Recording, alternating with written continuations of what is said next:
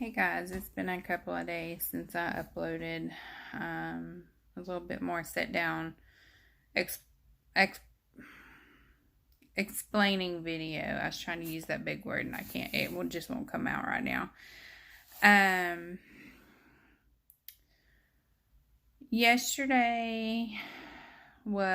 Sunday was a mostly uneventful day. Couple of small things here and there, but nothing major. Yesterday, kind of the same deal.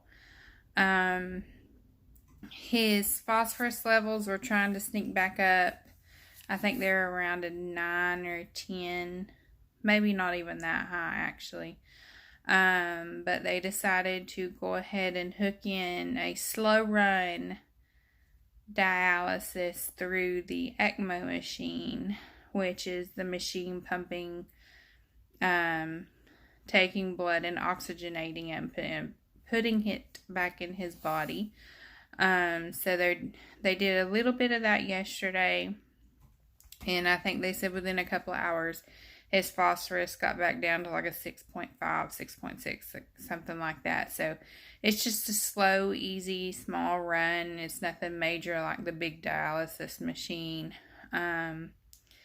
Today was pretty much the same, starting out small and slow and steady.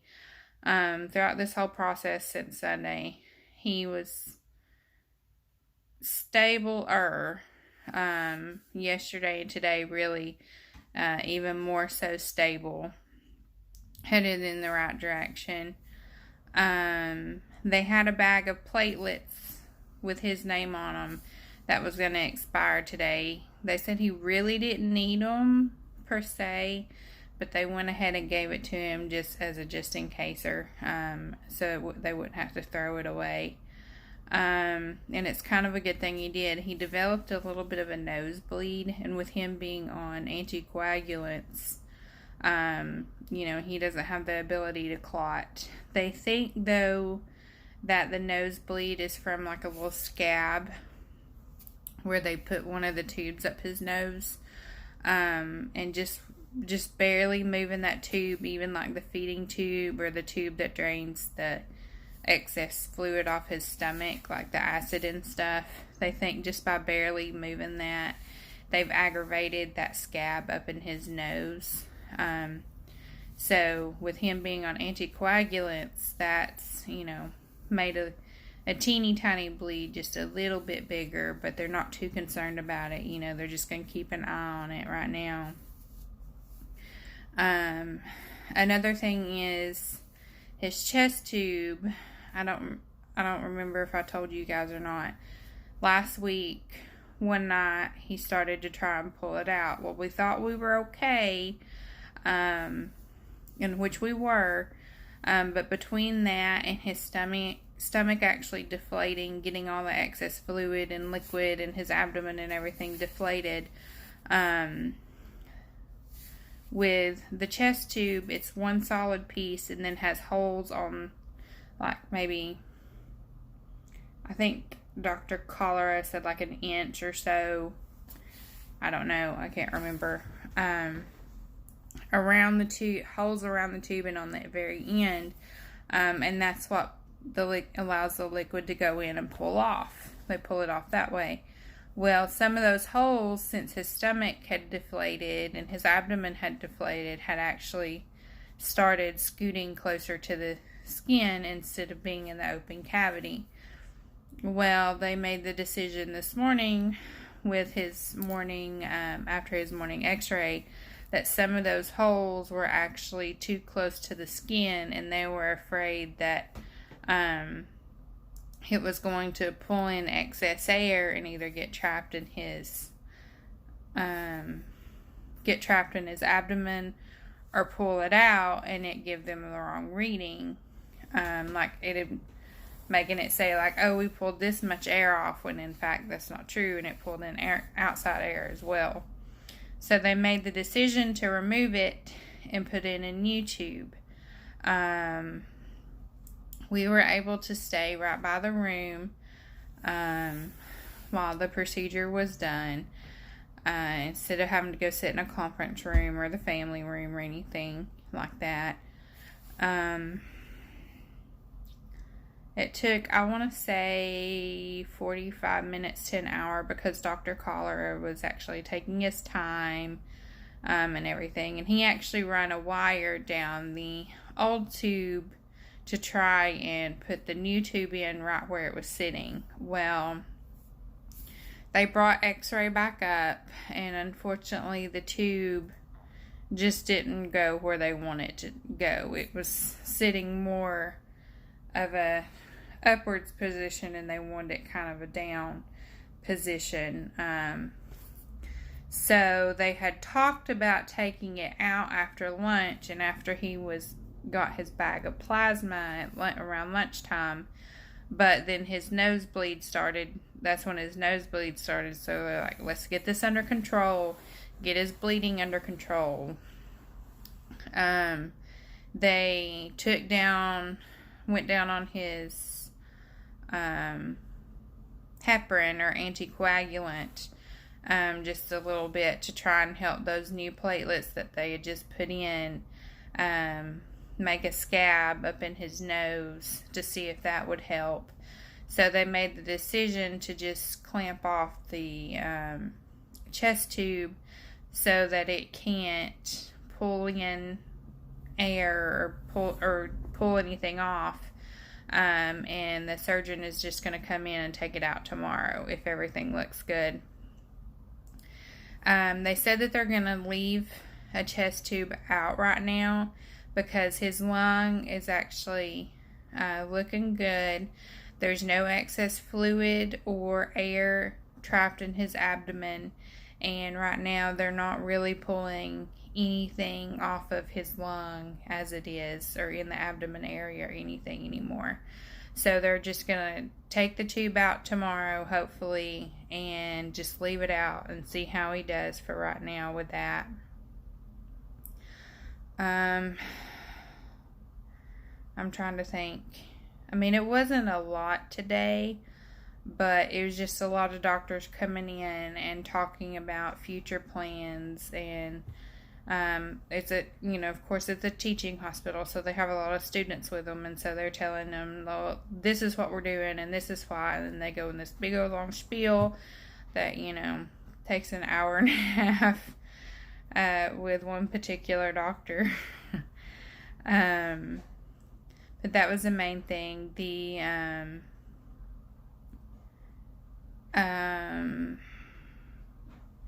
We do have an infectious disease doctor because the tests come back that, I can't remember if I told this in the last video or not. If I did, I'm sorry. That the tests come back as he had staph, which caused pneumonia in his lung, and then that staph turned into MRSA. So they're giving him a powerful antibiotic to help that, because his left lung on Saturday, Sunday had basically whited out, which means, the infection has basically took over the whole lung. But the infectious disease doctor come in today and said that so far the samples that they've taken shows no sign of any new infection.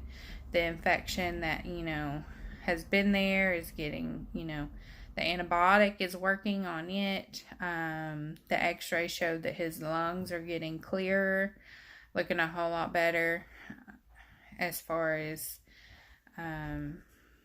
from Sunday even and yesterday.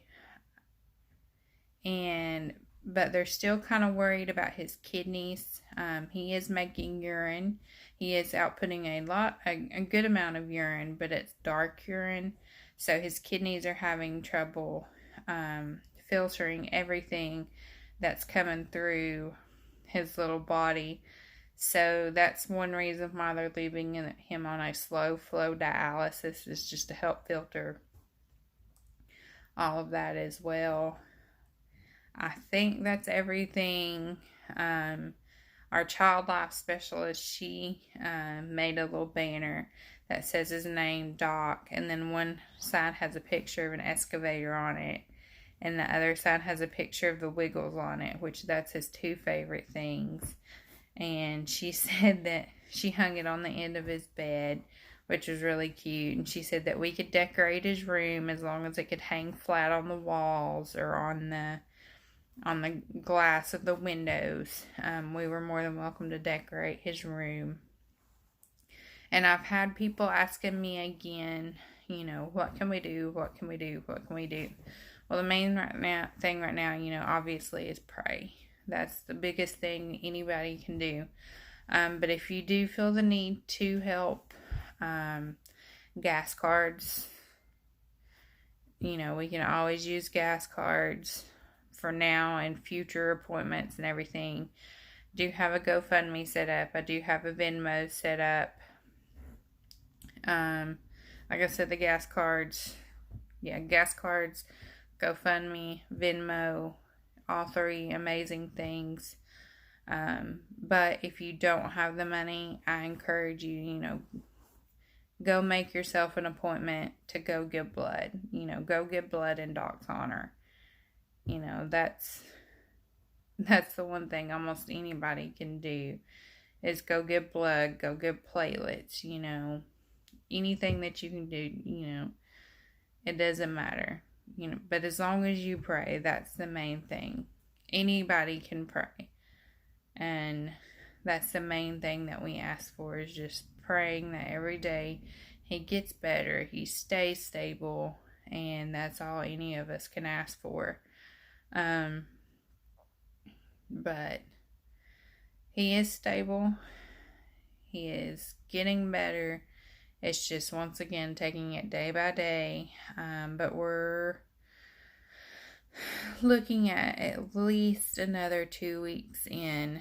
The oncology team, or the oncology doctor, Dr. Mixon, he did say that he cannot leave the hospital until, he calls it his big boy dose, so his full dose of chemo.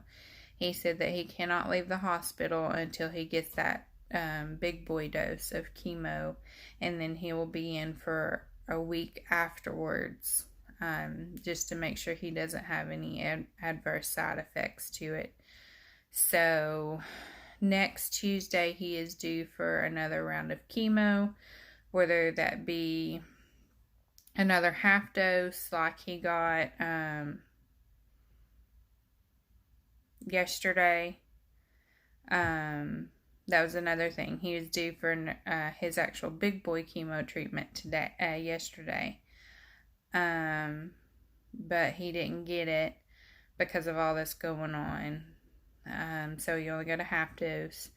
So he's due every Tuesday while we're in the hospital for something. So, like, if next Tuesday he is well enough that Dr. Mixon thinks that he can have his big boy treatment, he will be in until the following Monday, Tuesday, at least for that.